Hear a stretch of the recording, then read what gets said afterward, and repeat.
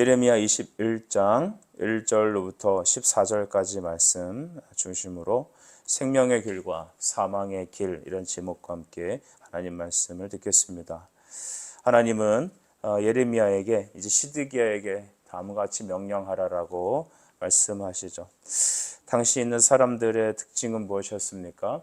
그냥 어려움만 해결하면 되는 것입니다. 선지자의 필요성이 어디 있느냐? 나라의 국난이 있을 때, 내가 어려울 때 하나님을 통하여 좀 도움을 받고자 하는 것입니다.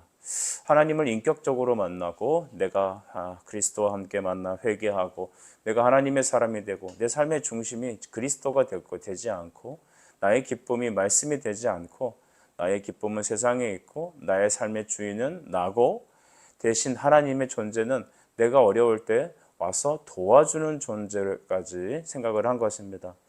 사뭇 오늘 우리가 살아가는 우리의 영적인 상황과 비슷하지 않나 이런 염려를 하게 됩니다. 하나님은 나에게 어떤 의미입니까? 내가 필요할 때 와서 도와주는 사람, 내 기분을 북돋아주는 사람, 나를 그냥 한없이 사랑해주는 그 사람 정도로만 생각한다면 우리는 정말 신앙생활을 잘못하고 있는 겁니다. 하나님은 우리의 주가 되길 원하십니다. 예수님을 우리는 나의 주님이라고 말하죠. My Lord라고 합니다. 즉 나의 삶의 운전대는 주님의 것이다라는 고백이죠. 우리가 갈라디아서 2장 20절 말씀을 우리가 잘 묵상하는데요. 내가 그리스도와 함께 십자가에 죽었다면 나는 이제 이전의 삶이 아닌 내가 예수님이 내 안에 사시기 때문에 나는 그를 믿는 믿음 안에 사는 것입니다. 내 안에 예수 계시다. 내 안에 주님이, 예수님이 나의 주님이시다. 나의 기쁨의 근원은 그리스도시다. 나의 삶은 하나님을 향한 예배를 위한 삶이다. 내가 일하고 먹고 마시고 살아가는 목적이 있다면 그것은 하나님의 영광과 그를 기뻐함에 있다. 이런 것이 바로 우리의 신앙의 전환이 되어야 되는 주제입니다. 여러분, 시드기야는 그렇다면 하나님을 어떻게 여겼습니까?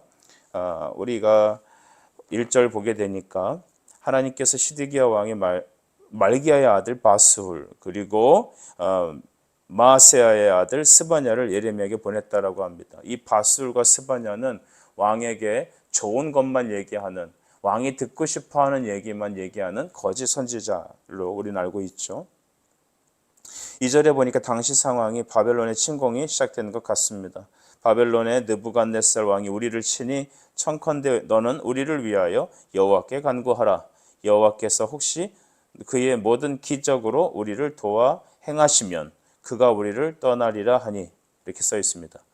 그가 모든 기적으로 우리를 도와 행하시면 그들이 떠날 것이다.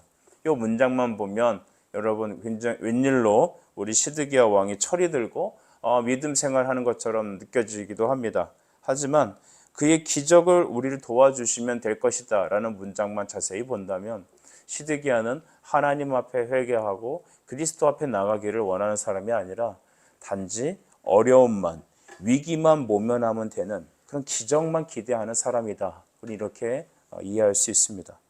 기적만 바라는 사람들, 다른 거 필요 없고 그냥 내 삶의 어려움만 해결해 주면 되는 사람들 정도로만 우리는 여러분 예수님을 믿고 있지 않는지 점검해야 합니다. 그래서 여러분, 하나님께서 자식이 없는 사람에게 자식을 주면 그 자식 생기는 기쁨으로 세상으로 다시 날아가고, 돈이 없어 힘들어하는 사람이 돈이 생기면 다시 주님을 떠나 세상에 나가고, 그래서 여러분 우리는 가난하지도 말고 부하지도 말게 하옵소서라고 하는 이 아굴의 시편을 자세히 묵상하다 보면 우리는 가장 일용할 양식을 통해 하나님이 주시는 복과 은혜로 살아가게 해주십시오라고 하는 겸손한 신자의 기도를 우리는 알게 되지 않습니까? 여러분, 우리가 알게 되면 이 시드기야의 모습은 참으 신앙이 아닙니다. 이것저것 다 필요 없고 위기만 모면하면 그만이다. 하나님의 기적으로 이 순간만 넘어가면 그만이다라고 하는 그 얄팍한 마음들, 여러분 하나님은 그것을 다 아십니다. 하나님은 예레미야를 통하여서 심판을 선언합니다. 4절 중후반절 이후를 보게 되면 너희를 애워싼 갈대아인과 싸우는 데 쓰는 너희의 손의 무기를 내가 뒤로 돌릴 것이요 그들을 이 성 한가운데 모을 것이다. 뒤로 돌린다는 것은 쓸모없게 만든다는 의미 아닐까요? 이 성 한가운데 그 바벨론 군대를 끌고 들어오게 할 것이다라는 겁니다. 이 바벨론 군대, 특별히 느부갓네살은 이스라엘을 치는 하나님의 진노의 막대기입니다. 그래서 우리가 자녀가 잘못했을 때 부모가 초달을 하라 잠언서에서 이렇게 말하지 않습니까? 그 이유는 그들의 죄로 인하여 하나님을 징계하시고 그들이 깨닫고 회개하며 돌아오게 하기 위한 하나님 아버지의 방법이었습니다. 그들이 전쟁이 일어나서 이스라엘을 칠 때 6절 후반절에 보면 큰 전염병에 죽을 것이다 라고 했습니다. 칼이라는 것은 전쟁이죠. 기근이라는 것은 여러분 배고픔이죠. 또 여러분 전염병은 그들을 죽이는 것이었습니다. 요즘 우리 전 인류가 이 문제로 굉장히 심란하죠. 먹는 먹거리 문제, 그 다음에 전염병에 대한 문제, 또 전쟁의 문제. 이 모든 종합 세트가 다 최근에 일어나고 있습니다. 전쟁의 두려움이 지금 있죠. 우크라이나 전쟁을 하고 있지만 이 대만 해협에 또 여러분 북한에 여러 부분에 여러분 전쟁의 위험은 도사리고 있습니다. 뿐만 아니죠. 우리는 최근에 전 세계적인 코로나라는 여러분 팬데믹을 경험하고 말았습니다. 그게 아직 끝나지도 않았죠. 거기에 폭염과 수많은 자연재해로 인한 여러분 그 곡물에 대한 그 어려움은 우리가 현재 맞닥뜨리고 있는 굉장히 큰 문제입니다. 칼, 기근, 전염병 이것이 그때만 있는 게 아니라 지금도 여러분 존재하고 있는 것이죠. 이걸 놓고 보면 여전히 인류는 죄 가운데 있고 하나님은 그들에게 칼과 기근과 전염병이라는 걸 통하여 하나님은 심판을 예고하시고 그 예고를 듣고 돌아오게 하려는 아버지의 마음을 우리는 엿볼 수 있습니다. 그러므로 7절에 보시니까 하나님은 이렇게 말씀하시죠. 여호와의 말씀이니라 그 후에 내가 유다 왕 시드기야와 그의 신하들과 백성과 이 성읍에서 전염병과 칼과 기근에서 남은 자를 바벨론의 느부갓네살 왕의 손과 그의 원수의 손과 그들의 생명을 찾는 자의 손에 넘겨릴 것이다 라고 했습니다. 하나님이 이렇게 말씀하십니다. 예레미야를 통하여 하나님의 말씀이 좀 선포되고 있습니다. 여호와의 말씀이니라는 말은 들으라는 것입니다. 제발 좀 들으라. 그러나 죄인들의 특징은 들어도 듣지 못하고 보아도 보지 못합니다. 사람이란 듣고 싶은 말만 듣고 싶어하고 내가 생각하는 대로만 여러분 들리고 보게 됩니다. 참 신기하죠. 여러분 이것을 보게 됐을 때 우리는 하나님께서 우리에게 이 말씀을 주시는 것은 우리의 영적인 영안을 여시고 하나님의 뜻을 보이셔서 사뭇 예비된 자들은 듣고 회개하기 위한 하나님의 방법이었던 거 아니겠습니까? 그러므로 시드기야는 당시 유대인들은 듣기 싫어도 들어야 됐습니다. 몸에 좋은 약이 입에는 쓰다 하셨으니 듣기 싫고 거북스럽고 기분 나빠도 듣고 내 몸에 양약이 되어 내 몸의 죄를 없애는 하나님의 말씀의 약을 먹어서 그들이 마음이 깨어지고 겸손케 되어야 됐습니다. 그러나 목이 곧은 백성들은 듣고 싶지 않은 말은 듣고 싶지 않아 합니다. 내가 생각하는 대로만 하나님이 나에게 찾아오셔야지 하나님이 요구하시는 걸 나한테 요구하시면 그게 듣기 싫어하는 것입니다. 여러분 MZ세대만 이런 그런 게 아닙니다. 모든 사람들이 다 똑같습니다. 어제나 오늘이나 똑같습니다. 이제 하나님은 우리에게 생명의 길과 사망의 길, 이 두 갈래 길을 우리에게 제시하고 계시죠. 우리 8절을 같이 읽어보겠습니다. 시작. 여호와께서 말씀하시기를 보라 내가 너희 앞에 생명의 길과 사망의 길을 두었노라. 너는 이 백성에게 전하라 하셨느니라. 아멘. 생명의 길, 사망의 길을 내 앞에 두었다라는 것입니다. 이것은 하나님 말씀의 법칙이죠. 율법의 특징입니다. 순종하면 복을 주시고 불순종하면 저주가 임한다는 겁니다. 시드기야와 당시에 있었던 유대인들아 너희가 하나님 말씀을 듣고 회개하고 나오라. 그러면 나는 너를 살려줄 것이다. 아니 너를 여기서 영원히 살게 해줄 것이다. 그러나 너희들은 내게 돌아오지 않는다면 불순종한다면 너희의 길은 사망이다라는 것입니다.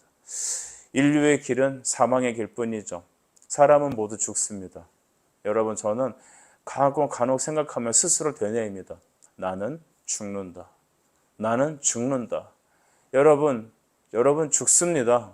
영원히 살지 않습니다. 오늘만 사면 되겠습니까? 나는 죽는다는 것을 기억하셔야 합니다.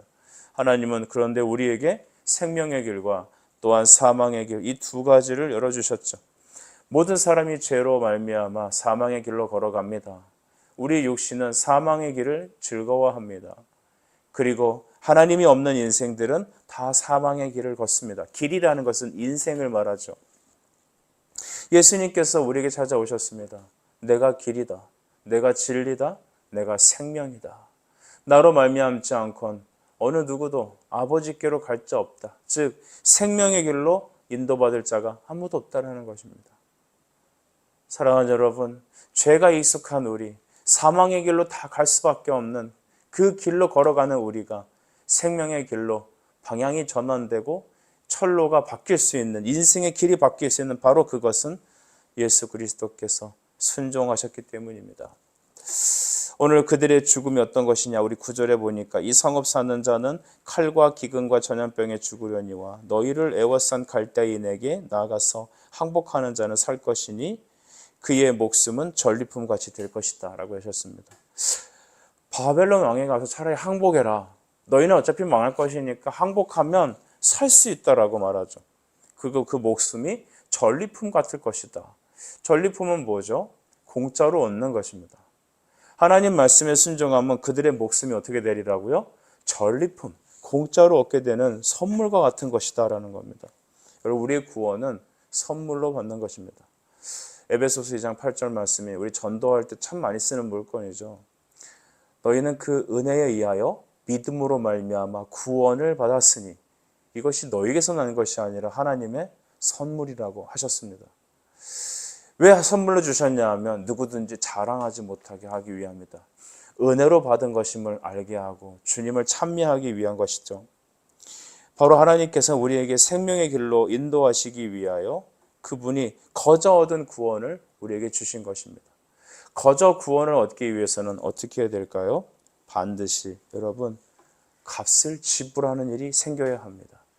예수님께서 우리에게 구원하신 것은 거저 주신 전리품과 같이 우리에게 생명을 주시기 위한 것, 우리 인생에 주어지는 모든 하늘에서부터 내려지는 복과 은혜는 내가 받기에 떳떳해서 합당해서 받는 게 아닙니다.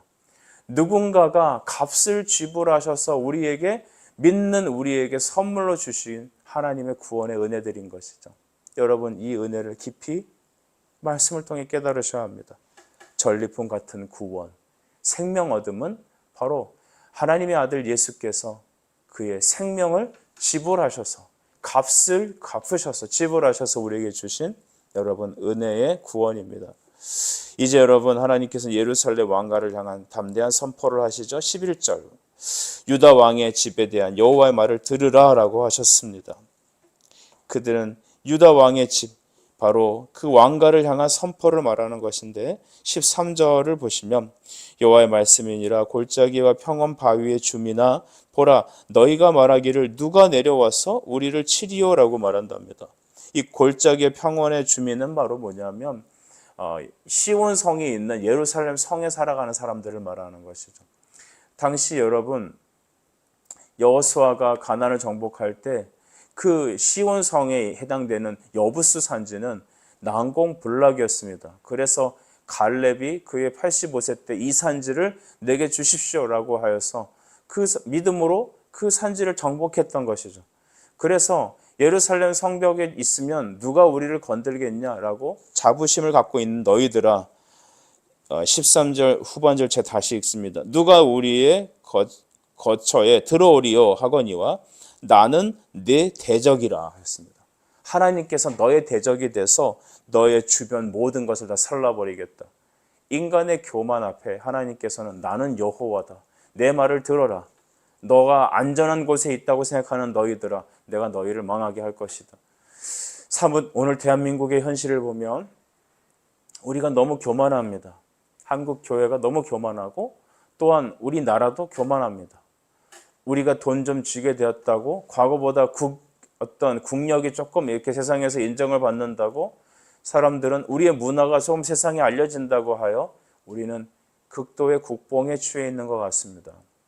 그래서 하나님을 신속히 떠나고 누가 우리를 건드리겠느냐. 우리에게는 K9 자주포가 있고 미국이 있고 우리에겐 돈이 있다라고 여기고 있습니다.